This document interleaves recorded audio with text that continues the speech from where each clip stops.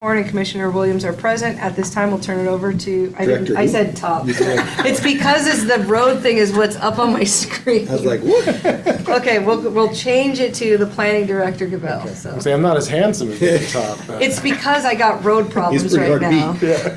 All right, so I apologize. Just one note on the agendas. I had a member of the public reach out and I typoed and put 2024 instead of 2025. So that's the only revision. I have it revised and it went through a review and nobody else caught it. That's a dig on Elisa. I think at the beginning of the year, we all know we're right in 24 for a little bit till we get We have to double reconditioned. check our public notices too to make sure we get the right year because you just get so used to it. I've yet to mess up on a plat when I'm signing, so that's always good. There you go. Anyways, so that's the only change on the agenda when you see big revise on top. That being said, I think our first is public comment. Do we have anyone on the public online? Okay, so we can go past that. I don't have any other announcements at this time. Yeah, you do. You got your next, Oh, it's on the agenda. It's actually the very last thing is the comprehensive plan update. I'll give you an update on the workshops and everything else. So we can start it now. Our next No, one. yeah. I just wanted to make sure we say Oh, it yeah. because that's, it was impactful in our area, so. Yeah, so maybe we can do a sandwich with it. We can start with our next, so we've been doing these comprehensive plan land use component open houses, and we did one in Blanchard this week. It went really well. And I'll give you a rundown of the number of people participating in each one of the locations thus far. Our next one is in Sagal next week on the 14th at Sagal Elementary. After that is Cocolala on the 21st at Southside Elementary. And then after that, it's into Clark Fork. So that being said, that's the only announcements I have. And then moving on to monthly planning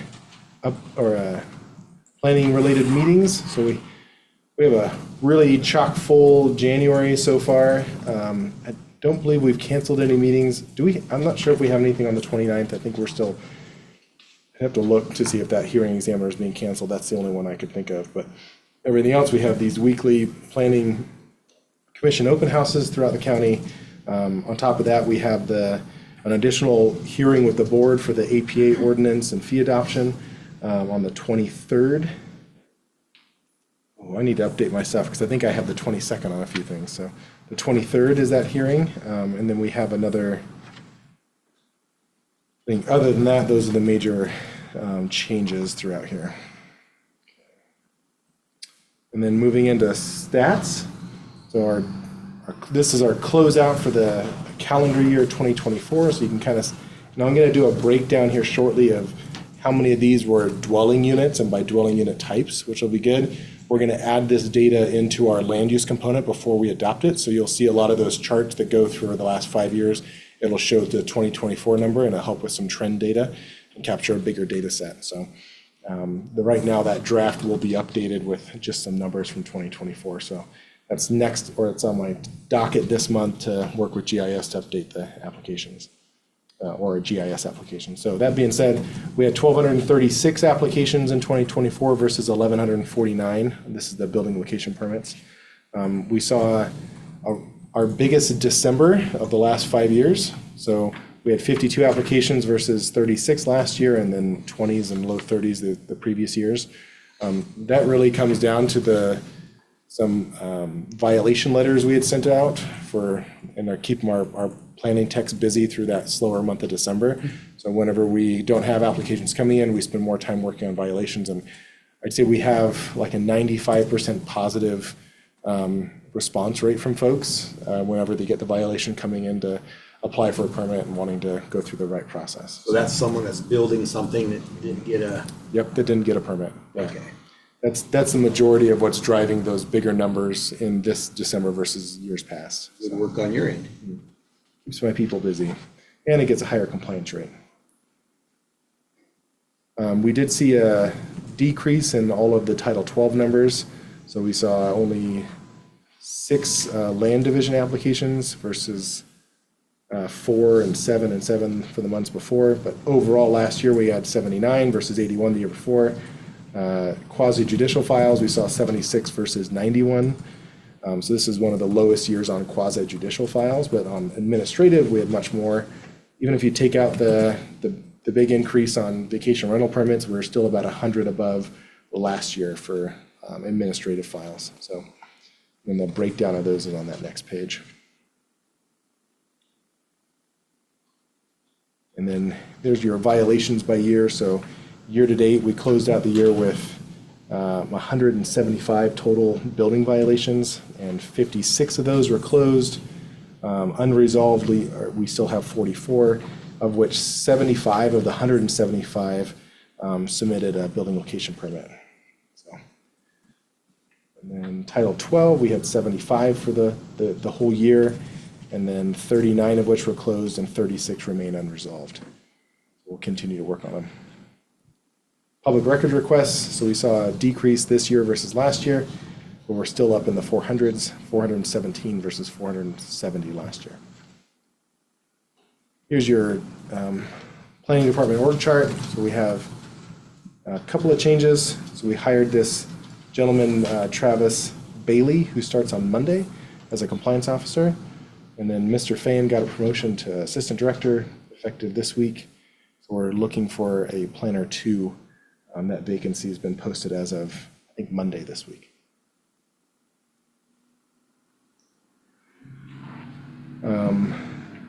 We're supposed to say congratulations. I don't know, condolences maybe? I wasn't sure because his face didn't really let us know how he felt. He seems I'm overjoyed. buried in my computer. So I know, so. That's about how it is. Yeah. Okay. Deepest regards. How about we do that? Deepest regards. It's I very didn't know neutral. sympathy. It was just Yeah. me being political on Yeah. it. So welcome aboard still. Yeah. And thanks for staying on. Yeah. Other updates on the agenda, we have an update on Intergov and Munis. We had a demo of the new, or what will be the new Citizen Self-Service, which is our customer-facing side of our software. It looks and very promising. And I think it will help a lot. There's a lot in there that can, so long as we can get it to work right, it'll help a lot with transparency. I'm like cautiously optimistic. Is that a good way to put it? Like the demo? I mean, of course, that's a sandbox, and everything works perfect in the sandbox. So as soon as you go live, you have issues, but we're working towards it. Mr. Storms was able to look through the quote we got when we migrated to the cloud with Munis and Tyler Upgrade, and we've paid the majority of that fee for Citizen Self-Serve. So what we still need to pay is an implementation. So instead of the 35 or 40,000, I think what we budgeted for, it's only going to be like 12 to 15, if I remember right. I have to go back and look at the quote. That's all held in the technology budget because it falls into the Tyler Munis line item in the technology budget. But just be aware, he was able to negotiate with them and argue with them and come up with this agreement that it's a much less fee than we initially anticipated this fiscal year, which is great. Great. Yeah. So kudos to him. We still have not started the implementation. There's a migration from what's called Crystal Reports into SSRS. I just know the buzzword names of these. I have our technology person in my department, system administrator, her name is Jeannie. She works remotely, but she's been working on transferring all of our reports from this Crystal Reports into SSRS and learning how to use that. So the goal is to go live with the upgrade on our end, the back end upgrade of it, and Citizen Self-Serve around this summer. So that's the hope. I think the coolest portion of this, if we can get it to work right, is going to be we can put as much of our planning information open to the public as we want. So, and we can redact certain things as required by state statute. So we can hopefully cut down on the number of public record requests and become a lot more transparent to the public. So even like building permitting, we can put building permitting as you can search by individuals, you can search by addresses, you can search by RP numbers. There's some legality to that I'm going to have to work through to make sure we're not putting out information we shouldn't be and redacting the right information. But I'll work with legal on that. But just know there's a decent amount of transparency capability built into this software that can really help, I think, less administrative burden on our side, and then become more transparent for the public. So So you guys do a lot of public requests as far as like comps, don't you? on what? From realtors on comps or prices sold, or is that what I heard earlier that we you don't guys? have any data on prices of homes. We do more on like prospective buyers when they want to know what's been permitted on this property. So I'd say at least half of our building or of our public records requests are on prospective buyers or someone that just purchased and they want to know everything that's ever been permitted on their piece of property, even if the answer is we don't have any records. So Will this software help with that? that's the hope. We do have a lot of historical data that's not within our Munis Tyler system. And we're going to see if we can get a quote on transferring all of that from like sheets and data from Excel and pull it in as permits so they could be searchable. So the other hardship with that is a lot of times property numbers change over years. So if you're searching for the property number now, you might not find it. So Gotcha. yeah. Yeah.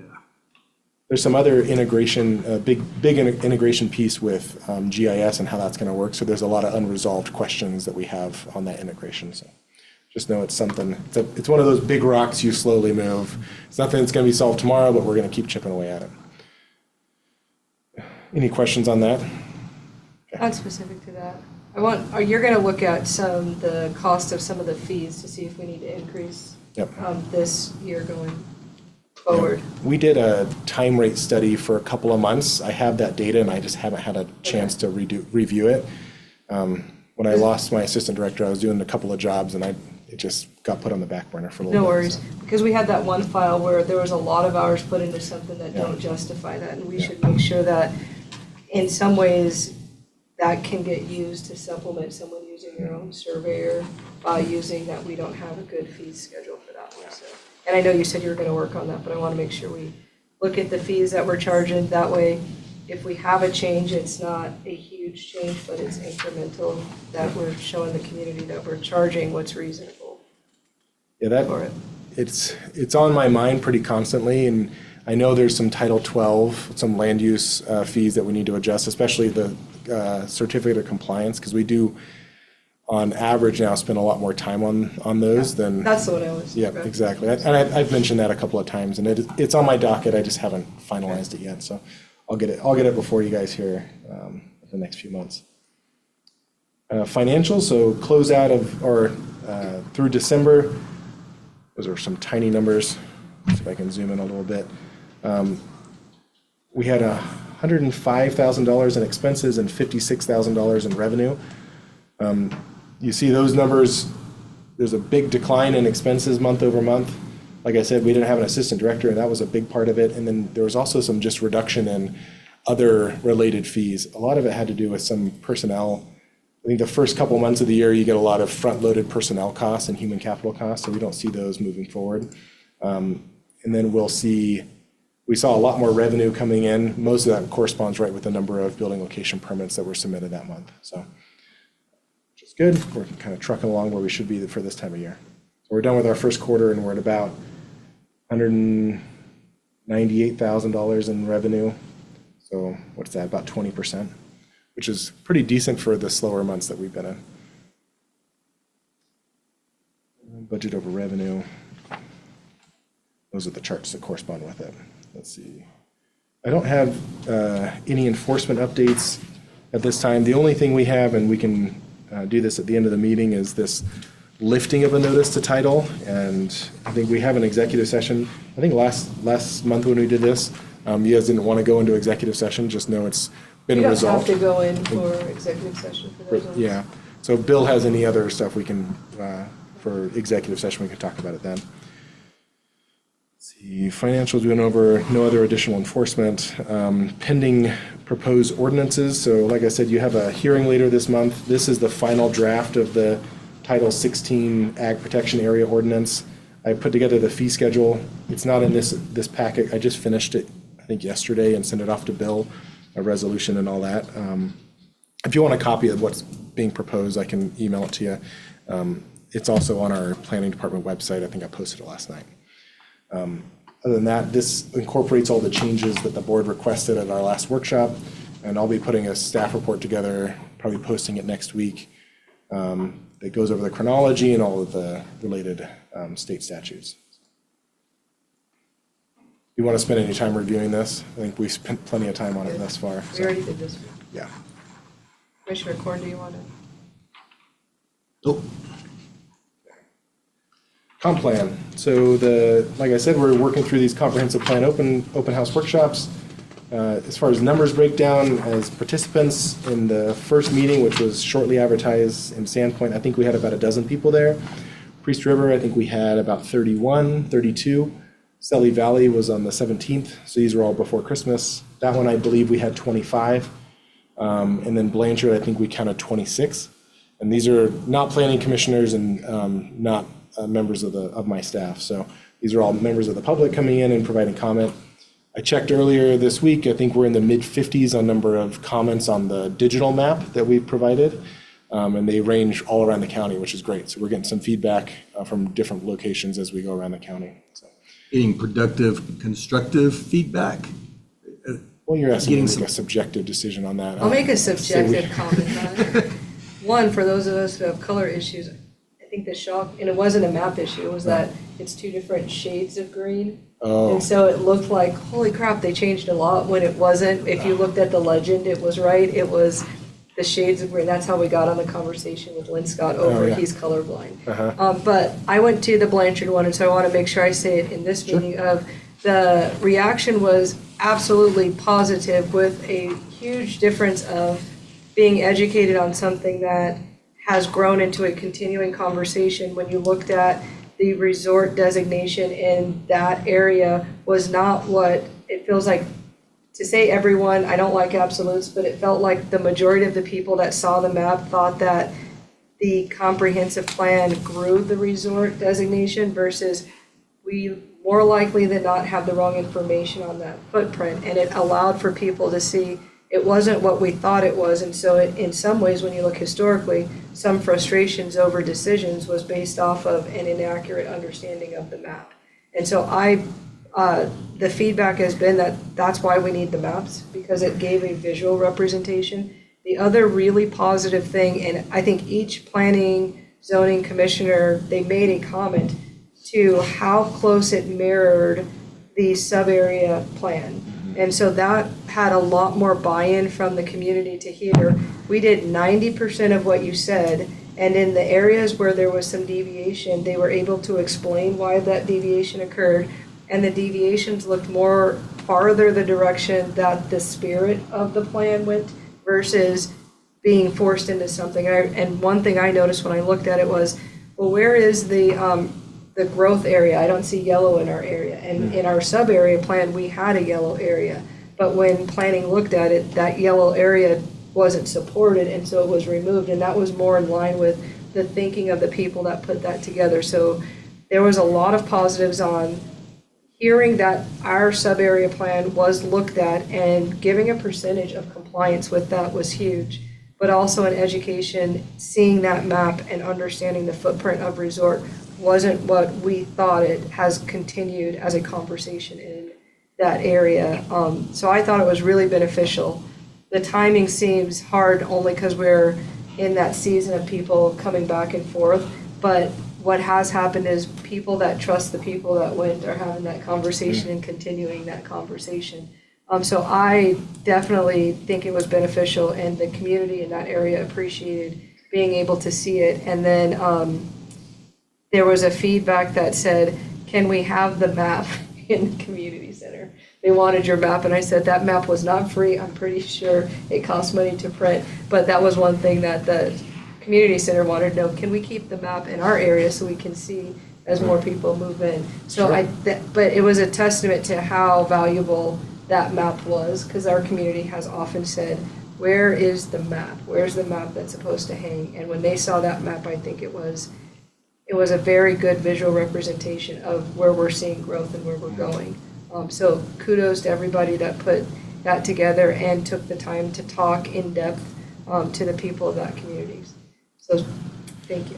Well, the map was created by the GIS department they haven't charged me for any of these yet, so I can keep asking, I guess. No, ink costs money. Just because you didn't pay doesn't make it free. Well, when we get done, I do have 2 copies of it, and I can send one back with you if you Well, want. I mean, and I So- think that's a thing of that hanging it up in the county building so that people Sure. can clearly see it. Because do they get frequented enough? I think the size of it and the realization of this is what our area looks like was really what they liked seeing. Yeah, that's cool. But it was very positive, and the conversation has still continued of, if you didn't see it, here's where you can go and get that information. But leading with, it's 90% of what we wanted, and no one can expect 100% was a huge selling point for a lot of people. That's great. So, I've said it over and over again at these workshops and these open houses that all the information we have when we show up is available on our website already. So Yeah. the presentation, there's a slideshow presentation I put together that kind of goes over the website we go on where people can go in and make comments on the map. And then the land use component draft, all of those are on the comp plan website right at the very top. So if anybody ever were to visit the planning department website, it's there within like 2 clicks. So I've tried to make it easy and accessible. I think they say within 3 clicks is really what you want to get people. Yeah. Because if you bury it down, no one's ever going to try to search for it also. Yep. I tried to keep with that idea, and we've gotten at each one of these some decent feedback. Some negativity, but a lot of positive, like this we'll looks try really to make good. that so. guy just give you his quote, because his thing was just to put it in the box. I was like, I don't know where the box goes, just tell him he's right there. That way it That's didn't great. go in a pile of. Yeah. I should say, I think we have like 15, maybe 20 written comments. So we have comment cards there. Like I said before, we have mid-50s on digital comments on the map. So Yeah. I've showed a lot of folks how to use it, and a lot of folks go home, and it looks like we have a surge both in the meeting and the day after of a bunch of comments being added, so which has been great. So these meetings have been effective. It does get the word out and gets less of a us versus you, and like we are the planning department, we're here to help too. So it's been good. Cool. Feedback and so review and feedback on land use staff reports for previously heard files. So I don't think I have anything for the board at this time. I mean, we had a good deliberation on the zone change yesterday. I gave some feedback to Ron and Steve during that zone change reconsideration hearing, and I think they took that well. So outside of that, I don't have anything for you guys. Do you have any feedback for us? Nope, just Alex keep telling me what you want at the beginning, so I do it right in the meeting. So that's why I had to I didn't, he wanted on a different file of if, when you want people to speak first, when you're presenting a file, to make sure, so that I call on like Jason. So we did it in the right. meeting, and I did call Jason when he said, wink, wink, Jason should speak. So then I made sure to do that. So just keep doing that to let us know, and the feedback, doing that regrouping that you guys have is important, so that when community does question us, we can say, well, we actually, after that, we had a discussion, so that people know we're working on not just the file, but how we approach tasks, so. Great. I don't have anything else. Mr. Wilson? So do you want us to do? Nope, I think I'm good. So we have one lifting. This was a zoning violation for, I believe it was a junkyard. They've been working with our compliance team, and they've cleared out everything. It's been reviewed and inspected, and I think it's holding up some sale of a property, if I remember right. So Okay. just know they've met everything we need, and here's the lifting of notice. Okay. Tried to get Katie here. I think she had some appointment she had to get to, so. So what? Can I use your pen, What because they was keep it? taking my pen off my thing? I Somebody hide it right had to there. clean up their yard or something? Junkyard. Junkyard? Yeah, pen so is they had I don't know the details, that's all the Katie gave me, so I can't tell you what all the details were behind it. I know they had a notice of title for a junkyard. I believe you guys need to make a motion to lift the notice of title on the Yep. RP number there. I'll give it to you to make your motion.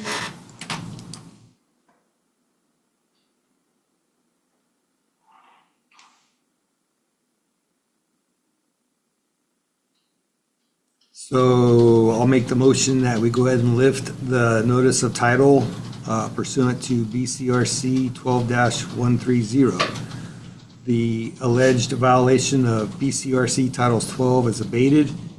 The notice of title recorded at instrument number 1003717 is hereby lifted, and said notice to title shall have no further effect on this property. All right, I'll second the motion. Any discussion from the board? Hearing none, roll call vote. Commissioner Warren? Yes. Commissioner Williams? Yes. All right, it is 1:55 and this meeting is adjourned.